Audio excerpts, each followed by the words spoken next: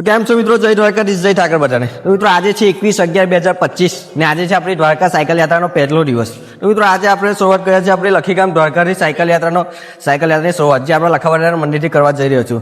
તો આપણે હવે લખાવડાના દર્શન કરી દીધા છે અને હવે હું મારી દ્વારકા સાયકલ યાત્રાની શરૂઆત કરવા જઈ રહ્યો છું। તો કોમેન્ટમાં જય દ્વારકાધીશ લખવાનું ના ભૂલતા। જય દ્વારકાધીશ, જય ઠાકર બધાને।